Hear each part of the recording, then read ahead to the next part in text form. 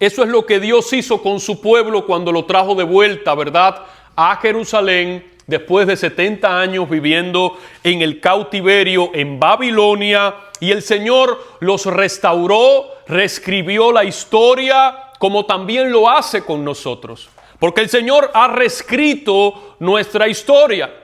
Muchos de nosotros teníamos una historia de dolor, una historia de quebranto, una historia de fracaso, una historia de pecado, pero el Señor ha comenzado a reescribir nuestra historia. Y así como se encontraba Jerusalén destruida, devastada, el templo estaba en escombro, los muros estaban caídos, muchos de nosotros llegamos al Señor en esa misma condición. Muchos de nosotros éramos simplemente escombros. Nadie pensaba que algo podía levantarse de nosotros hasta que llegó Dios. Y Dios dijo, de esos escombros yo voy a escribir una nueva historia. Pero no una historia de dolor, no una historia de fracaso, no una historia de pecado, sino que ahora voy a escribir una historia de bendición, una historia en tu vida de gozo, una historia de restauración, una historia de gloria. Y cuando nosotros leemos el libro de Esdras, es un libro de reconstrucción, de restauración del templo y de restauración de la adoración. Nos damos cuenta que nuestro Dios es un Dios que restaura, pero no solo que restaura en el pasado, sino que es un Dios que sigue restaurando nuestras vidas constantemente. Así que no importa cuán quebrantados podamos estar, Dios todavía está restaurándonos. ¿Alguien dice amén por eso? Amén. Y quiero que tengas eso presente en tu vida cada día. No importa cuán destruidos o devastados podamos estar, Él es el Dios que sigue restaurando nuestras vidas. Porque restauración es volver al diseño de Dios. Restauración es que Dios te da una nueva oportunidad. Restauración es que Dios te trae de vuelta al lugar que habías perdido. Eso es lo que hace el Señor con nosotros. Pero la restauración comienza, ¿sabes con qué comienza la restauración? Con obediencia. Di conmigo, obediencia. La restauración comienza con obediencia. Vamos a leer los primeros 3 versículos de este capítulo 3 del libro de Esdras. Dice la palabra del Señor, versículos del 1 al 3. Cuando llegó el mes séptimo, y estando los hijos de Israel ya establecidos en las ciudades, presta atención, se juntó el pueblo como un solo hombre en Jerusalén. Entonces se levantaron Jesúa, hijo de Josadat, y sus hermanos los sacerdotes, y Zorobabel, hijo de Salatiel, y sus hermanos, y edificaron, escucha, el altar del Dios de Israel, para ofrecer sobre él holocaustos, como está escrito en la ley de Moisés, varón de Dios. Y colocaron el altar sobre su base, porque tenían miedo de los pueblos de las tierras, y ofrecieron sobre él holocaustos a Jehová, holocaustos por la mañana y por la tarde. Y mira, la obediencia está presente en el libro de Esdras desde el mismo principio del libro. Porque el rey Ciro de Persia, cuando él siente de parte de Dios que es momento de que los israelitas vuelvan a su tierra, ¿qué hizo Ciro? Obedeció. A pesar de que él no era creyente, él no conocía a Dios, pero fue obediente a la voz de Dios, porque cuando Dios quiere hacer algo, aún los incrédulos, la gente que no le conoce, tiene que obedecer la voz de Dios. Eso es algo que tú tienes que saber. Aún el que no conoce a Dios, cuando Dios dice este es el tiempo y esto tiene que suceder y esto tiene que pasar, aún los incrédulos tienen que obedecer la voz de Dios, porque ¿quién se puede resistir a la voz del Señor? Amén. ¿Quién puede resistirse a la voz del Señor? Nadie puede resistirse cuando Dios quiere hacer algo, porque nuestro Dios, iglesia, es un Dios soberano. Y soberano significa que Él hace lo que Él quiere hacer, cuando Él quiere hacerlo y sin necesidad de contar con nadie. Él es soberano. Entonces el rey Ciro fue obediente a la voz de Dios y dejó ir al pueblo de regreso para reconstruir la ciudad. Pero no solo Ciro fue obediente, sino que Esdras, el mismo Esdras, y todos esos miles y miles, que dijimos que eran alrededor de 42,000 personas que volvieron, esos miles tuvieron que ser obedientes. ¿Sabes por qué? Porque ya esa gente estaba establecida por 70 años en una nueva ciudad. Nosotros que somos inmigrantes sabemos de lo que estamos hablando aquí. Porque después que tú estás en una nueva nación, después que tú logras por lo menos entender y comunicarte en el idioma de la nación, después que tú logras tener tus cosas, después que logras criar a tus hijos, ver a tus nietos, tener que desarraigarte una vez más para regresar al lugar de donde tuviste que salir años atrás, hay que ser obediente.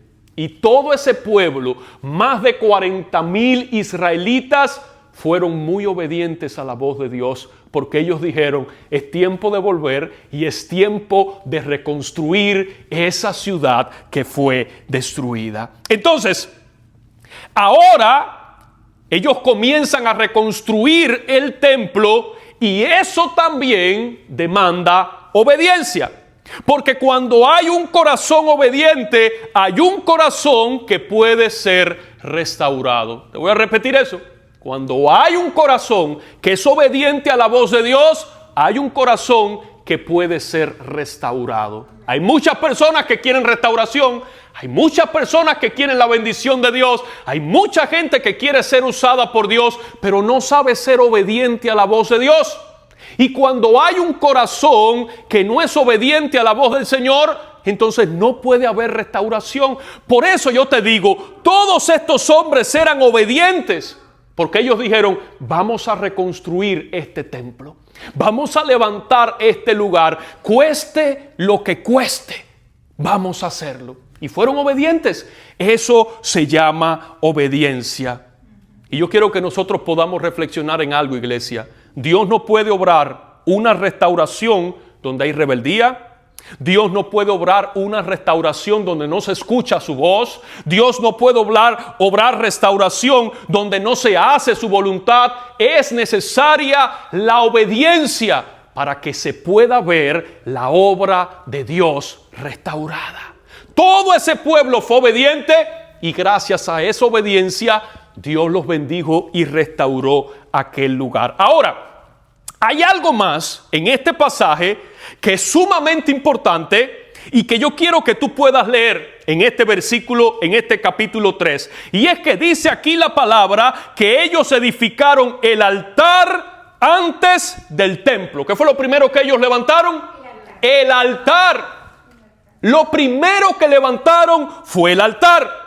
Y me llama la atención porque ellos no comenzaron levantando las columnas. Ellos no comenzaron echando los cimientos. Ellos no comenzaron levantando las paredes. Ellos comenzaron levantando el altar. ¿Sabes por qué? Porque primero lo primero. Y lo primero tiene que ser nuestra relación con Dios.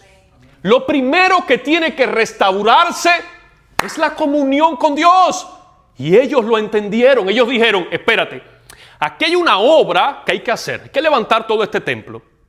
Pero antes de hacer cualquier cosa, nosotros tenemos que levantar el altar. Porque el altar es el lugar donde nosotros adoramos a Dios. El altar es el lugar donde se ofrece el sacrificio. El altar es el lugar donde nosotros tenemos nuestra relación con Dios. Dios se manifiesta en ese altar. Ese altar simboliza la presencia del Señor. En ese altar nosotros traemos nuestras ofrendas. En ese altar ofrecemos los sacrificios. Lo primero que hay que restaurar, dijeron ellos, es el altar. Y después restauramos todo lo otro. Y eso nos da una enseñanza tremenda. Y es que cuando nosotros necesitamos restauración en nuestra vida personal o en algún área de la vida, nosotros tenemos que empezar con Dios. Tú no puedes poner a Dios para después. No puedes ponerlo para el final. Tú no puedes seguir postergando, atrasando ese encuentro con el Señor. Si tú te quieres levantar de verdad, hay que empezar con Dios. Hay que empezar con oración, hay que empezar con arrepentimiento, hay que empezar con la palabra, hay que empezar a asistir a la casa del Señor, hay que empezar a reunirse hay que empezar a adorar a Dios. Eso es lo primero, nuestra relación con Dios. Y después, Dios se va a encargar de reconstruir todo lo otro que haya que reconstruir. Pero esto es de adentro hacia afuera. Mucha gente quiere hacerlo al revés, pero Dios no trabaja mal. Dios no trabaja mal, ni trabaja como el hombre. Porque el hombre, el ser humano, lo que quiere es dar una apariencia de algo. A Dios no le interesan las apariencias, eso es lo primero. A nosotros nos interesan las apariencias porque a nosotros nos importa lo que la gente piensa de nosotros, pero Dios no trabaja de esa manera. Dios trabaja al revés. Dios comienza en el corazón.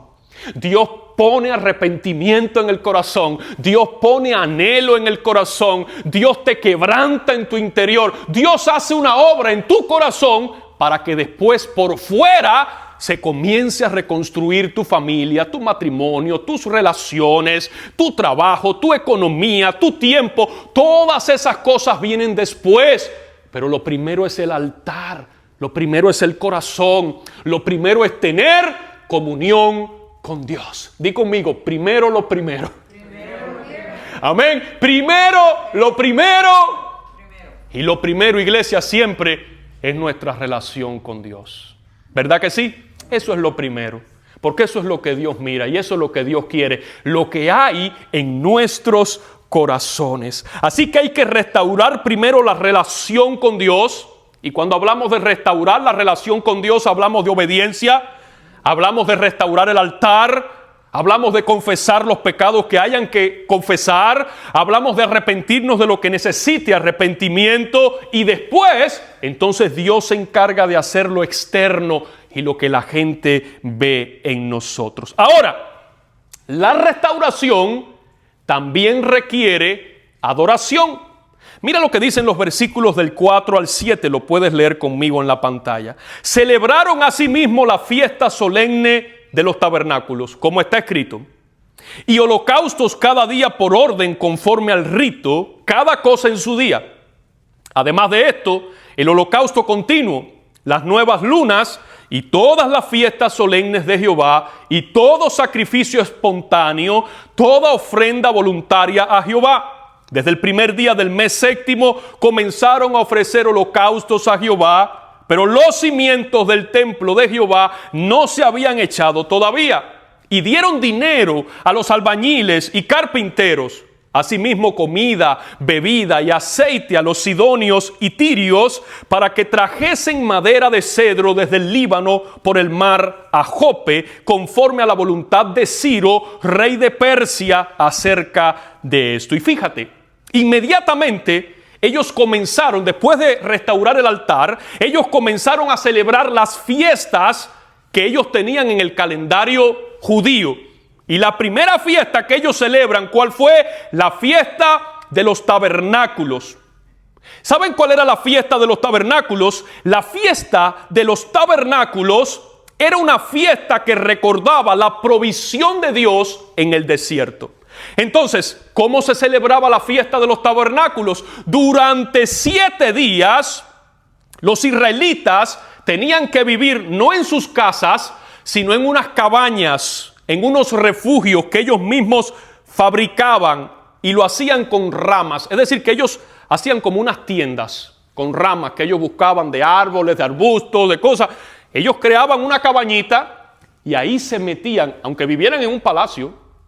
Aunque vivieran en un palacio, esos 7 días, ellos dejaban su casa, su cama, sus comodidades. Se iban 7 días a vivir y a comer en esa cabaña hecha por sus propias manos. Ellos y su familia por 7 días estaban en ese lugar. ¿Sabes por qué? Porque ellos recordaban en esa celebración los 40 años que Dios los cuidó cuando ellos estuvieron vagando en el desierto. Fueron 40 años donde no le faltó el agua, 40 años donde no le faltó la comida, 40 años donde no se gastaron los zapatos, dice la Biblia, ni la ropa, 40 años donde ellos pudieron sobrevivir en el desierto desde que salieron de Egipto hasta que lograron entrar a la tierra prometida. En esos 40 años Dios nos dio provisión.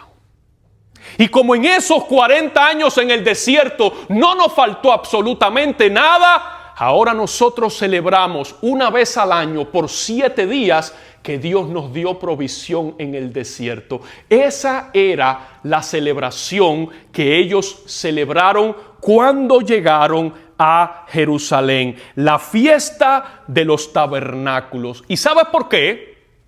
Porque recordar lo que Dios ha hecho es una manera de adorar a Dios. Dile que está a tu lado, no te olvides de lo que Dios ha hecho.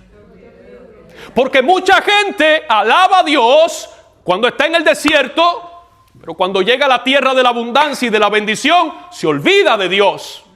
Hay mucha gente que adoró al Señor, clamó a Dios, se arrodilló y se peló la rodilla cuando estaba pasando necesidad. Pero cuando Dios le dio un poquito de prosperidad, cuando Dios le dio un poquito de salud, cuando Dios le dio un poquito de bendición, se olvidó del Dios que estuvo con ellos en el desierto. Y nosotros no podemos olvidarnos de Dios.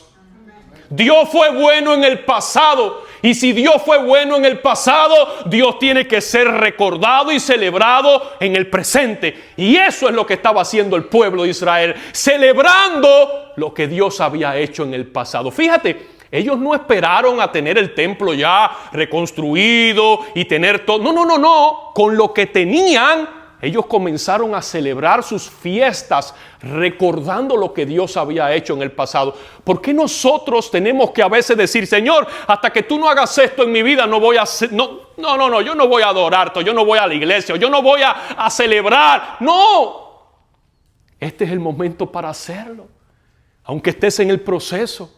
Aunque todavía todo no esté completo en tu vida y tú necesites ver todavía la mano de Dios, y aunque todo no esté reconstruido en tu vida, este es el momento para recordar lo bueno que ha sido Dios con nosotros, porque hasta aquí el Señor nos ha ayudado, hasta aquí Dios nos ha traído, y eso hay que recordarlo, y es motivo para adorar a Dios. Así que cuando tú no tengas fuerzas para adorar, recuerda lo que Dios ha hecho en tu vida. Cuando tú no tengas fuerzas para acercarte a la casa de Dios, recuerda lo que Dios ha hecho en tu vida. Cuando tú no tengas fuerzas para levantar tus manos y decir gracias, Señor, recuerda lo que Dios ha hecho en tu vida, porque recordar la bondad de Dios en el pasado es motivo para adorar a Dios en el presente. ¿Cuántos dicen amén? Entonces, la restauración también produce en nuestras vidas no solo adoración, sino que la restauración también produce celebración. Porque este pueblo, cuando vio la obra que se estaba levantando, ¿saben lo que hizo? Comenzó a celebrar al Señor. Mira los versículos del 8 al 13, si tienes ahí tu Biblia o quieres leerlo en la pantalla. Dice la palabra del Señor que en el año segundo de su venida a la casa de Dios en Jerusalén, en el mes segundo comenzaron Zorobabel, hijo de Salatiel, Jesúa, hijo de Josadac, y los otros sus hermanos, los sacerdotes y los levitas, y todos los que habían venido de la cautividad a Jerusalén, y pusieron a los levitas de 20 años arriba para que activasen la obra de la casa de Jehová. Jesúa también, sus hijos y sus hermanos, Cadmiel y sus hijos, hijos de Judá, como un solo hombre asistían para activar a los que hacían la obra en la casa de Dios, junto con los hijos de Enadad, sus hijos y sus hermanos levitas. Allí todo el mundo estaba trabajando. Todo el mundo. ¿Sabes lo que es que los hijos trabajaban junto a sus padres? Los hermanos trabajaban juntos. Allí estaba el anciano, pero estaba el más joven, el que tenía 20 años, el que tenía un poquito más. Todos estaban trabajando como un solo hombre para sacar adelante la obra de Dios. Iglesia, la obra de Dios necesita a los más ancianos y a los más jóvenes. La obra de Dios necesita las manos de los ancianos con la fuerza de los jóvenes. La obra de Dios necesita a todo el mundo. La obra de Dios no la puede realizar una persona. La obra de Dios es para que todo el pueblo de Dios, como un solo hombre, pueda echarla hacia adelante. La obra de Dios no la puede realizar solamente una persona. Es para todos. Y cuando nosotros leemos este pasaje, vemos que allí estaban los jóvenes, los ancianos, los padres, con sus hijos, los hermanos, familias completas, trabajando y sirviendo al Señor. Así es como la obra de Dios se levanta. Familias, jóvenes, los niños, los más ancianos, todo el mundo tiene algo que aportar. Todo el mundo es útil en las manos del Señor. Todo el mundo puede hacer algo. Hay gente que dice, pastor, ¿cómo yo puedo servir en la iglesia? De muchas maneras. De muchas maneras. Hay muchas formas de servir. Hay muchas formas de servir. Solamente hay que tener el deseo de hacerlo. Solamente hay que tener el corazón para servir a Dios. Pero si tú quieres servir al Señor, tú vas a encontrar la manera de servir a Dios. Porque la obra de Dios es para que todo el mundo esté involucrado y todo el mundo pueda participar. Dice el versículo 10 hasta el 13. Y cuando los albañiles del templo de Jehová echaron los cimientos, pusieron a los sacerdotes vestidos de sus ropas y con trompetas, y a los levitas, hijos de Asaf, con címbalos, para que alabasen a Jehová según la ordenanza de David, rey de Israel. Y cantaban, alabando y dando gracias a Jehová y diciendo, porque Él es bueno, porque para siempre su misericordia sobre Israel. Y todo el pueblo aclamaba con gran júbilo, alabando a Jehová, porque se estaban echando los cimientos de la casa de Jehová. Y muchos de los sacerdotes y de los levitas y de los jefes de casas paternas, ancianos que habían visto la casa primero, viendo echar los cimientos de esta casa, lloraban en alta voz, mientras muchos otros daban grandes gritos de alegría. Y no podía distinguir el pueblo el clamor de los gritos de alegría de la voz del lloro, porque clamaba el pueblo con gran júbilo y se oía el ruido hasta de lejos. Mira, la alegría, el gozo de aquel pueblo al ver los cimientos de la casa que se estaban levantando era tan grande que los más viejos comenzaron a llorar. Pero no eran lágrimas, eran gritos. Los más ancianos lloraban. ¿Sabes por qué lloraban? Porque ellos vieron el primer templo y ellos vieron cómo aquel primer templo fue destruido y ahora finalmente estaban viendo cómo la obra se levantaba. Así que los más ancianos comenzaron a llorar a gritos y los más jóvenes comenzaron a celebrar con júbilo, con alegría. Entonces, había un grupo que daba gritos porque lloraba de alegría y de felicidad, y habían otros que se reían, que brincaban, que saltaban, que se gozaban, porque finalmente la obra de Dios se estaba levantando. Yo quiero decirte algo, iglesia, y hay que celebrar lo que Dios está haciendo. Amén. Es bueno celebrar lo que Dios hace en nuestras vidas. Es bueno celebrar lo que Dios hace en su obra. Todo el tiempo no es para lamentarse o para mirar los escombros. Hay un tiempo también donde el cristiano, el Hijo de Dios, tiene que celebrar. Y muchas veces nosotros tenemos que aprender a celebrar. Porque no estamos acostumbrados a celebrar las cosas buenas de Dios. Damos gracias al Señor, pero a veces no celebramos lo que Dios está haciendo.